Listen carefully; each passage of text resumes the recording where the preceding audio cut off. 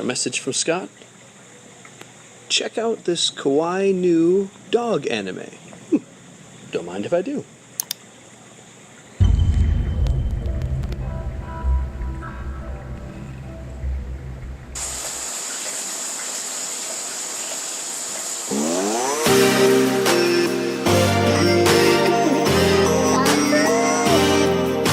Welcome back to the show that gets you drunk, and the show that gets you fatter, and the show that's going to make you look at that girl who's way too into her doggo in a much different light. Tonight we are going to take a look at a show that is so deranged and depraved, it's one of the craziest shows I have seen here since Redo of Healer, and that says quite a lot. My life as Inukai-san's dog. Inu ni natara suki na ito ni hiroareta, which is more like I became a dog and then I got to hang out with the people I liked. It's a weird translation. It was released in January of 2023 from Studio Quad, who coincidentally have only done about 4 projects, including this one. The format is really unique in this case, being a 12-minute episode per each. There's 12 episodes plus 2 specials. Now imagine the living hell of waking up and finding out you are suddenly an animal with all of your human thoughts and feelings. Then imagine that you're adopted by an absolute degenerate girl from your class who you thought was all cutesy and angelic, all while trying to solve the mystery of how exactly you got turned into a dog in the first place. Well, that pretty much sums up the plot here. Tonight, of course, we're checking out the Smirnoff Ice Smash Pink lemonade because I know you guys all like to. Our cast of characters in this show, of course, is Puchita. Not that one. Seriously, how common is this name? But Puchita is the dog character. Then, of course, there is Karen Inukai. Inu, of course, means dog. So each of the main characters, their name contains an element of the animal which they represent. It's a fairly common thing you actually see in anime is having some part of their name represented as their character. That being said, the second character is Nikotani, and Nico, of course, meaning cat. She's the only one out of this entire show that isn't just a complete degenerate, and honestly the best girl of the series. She has some of the best one-liners and honestly just really funny.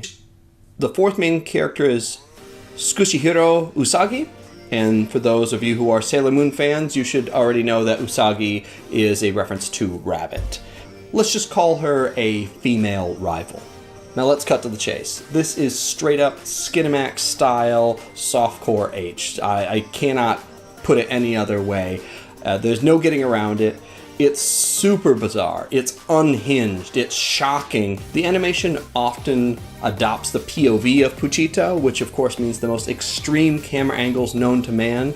Not to mention the insanely inappropriate situations, considering, you know, he's a dog. Not to kink shame anybody here, but there is just so much foot fetish stuff in this.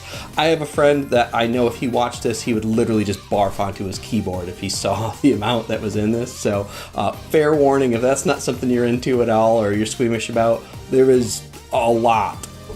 Overall, the feel of the show feels like a visual novel, or perhaps maybe an adult game. That's maybe what it feels like, especially the POV, and there's a lot of spot like where you're moving through almost like corridors and things like that, so that's pretty unique. Now there are both censored and uncensored versions as of this recording, and they are both quite spicy. Somehow the censored one actually seems worse because it forces you to imagine what's happening behind the censor, and, well, imaginations can run wild.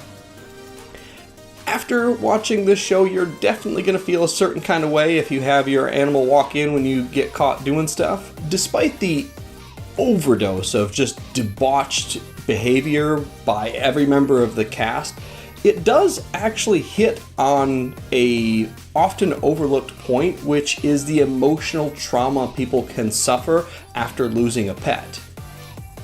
while I was entertained, and there's plenty of R-rated content, even for a man of culture such as myself, I just don't know if I can recommend this one. I think that it's likely a bridge too far, and for most people will probably be at best a curiosity watch, unless they're really into their dog.